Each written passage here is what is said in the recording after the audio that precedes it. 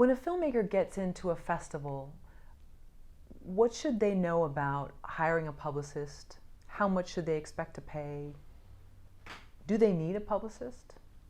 I think it all depends, really. I mean, if you're going to Sundance or South by Southwest or Tribeca, like one of the sort of big ones, I would suggest you do need a publicist to make the most out of this opportunity you have. Because basically, to have your film premiere at one of those top-tier festivals, you're going to get exposed to a huge amount of people, and it's really a great chance to publicize your film and give it a good launch. And as I wrote recently in my blog, like I feel now very clear, if you're making a movie like Obsolytia that doesn't have stars, that is a little quirky, a little odd, your absolute best bet is to self-distribute it. There's absolutely no reason to sort of go looking for a distributor, because you're probably not going to find one, and if you do, you're not going to make any money out of it, and worse than that, your movie is not going to get seen. Like I really feel that, because they're not going to put the work that needs to be done to get an audience for that film.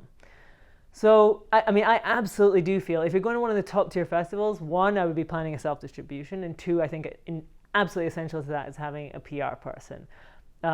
What you pay for them, gosh, that's like saying, what do you pay for, how long is a piece of rope or something?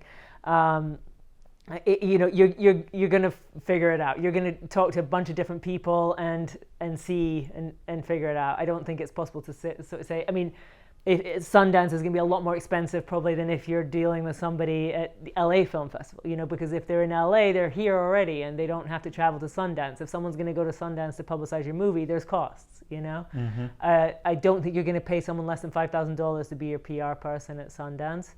I think that would be the minimum that you're looking at. So it's a lot of money, and you want to make sure though that it's for a good purpose.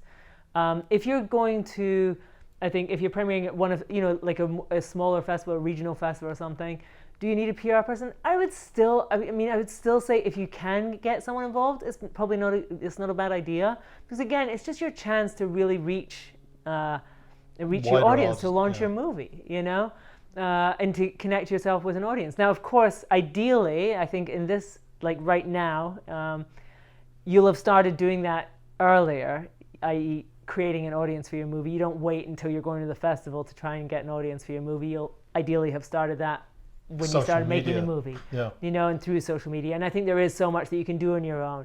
And it's absolutely conceivable that you never deal with a PR person. If you've done that effectively, had perhaps one person in your team, like everyone's talking the big buzzword, a producer of marketing and distribution. So if you have a PMD on your team, which I think is advisable, then you probably don't need you might not need a publicist. I think there's we've talked about recently, I think there's certain things though that they can still do, which you cannot. Conventionally, publicists. Reaching out to local radio stations, newspapers, etc. That they already have connections to, that they can access quickly. Also, as well, it validates you as a filmmaker, as a producer, as a director, it validates you also as well to have a go-to person who is quote unquote the publicist, and they make those calls for you. And when they call, they're already validating you to said radio station B or said local TV station C or any of those outlets. And so they've validated you before you've even gotten there. And so when you get there, now the people who are going to interview you, they know, hey, this person's already validated because their publicist made the call. And so by the mere fact that you've got a publicist, then you must be somebody, right? And therefore what you're hawking, what you're selling has value. And so therefore the one feeds the other, and you negotiate those prices as and how you get into conversations with the potential publicist. But all publicists look at people and films and ideas on a case by case basis.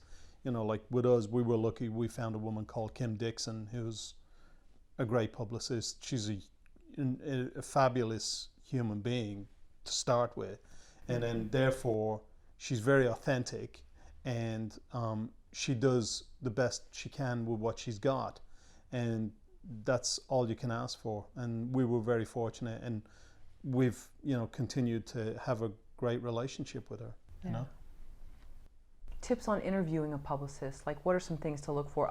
Besides the obvious, do you have a gut feeling about the person that you would get along and that you can trust them?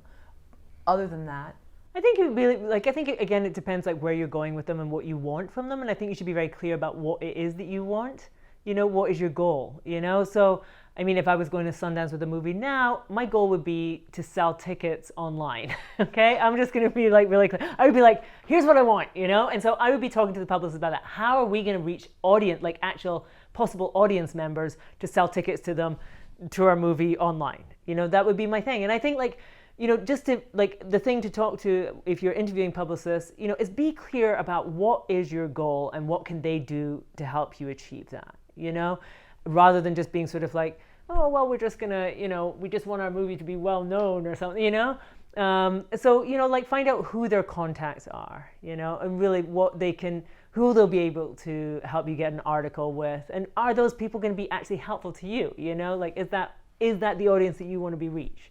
You know, so just, I would really be clear about what your goal is and just really ask them how they're going to help you achieve that, you know, and then you have to, then at a certain point, you have to trust your instincts as to whether they can really, you know, deliver on those things.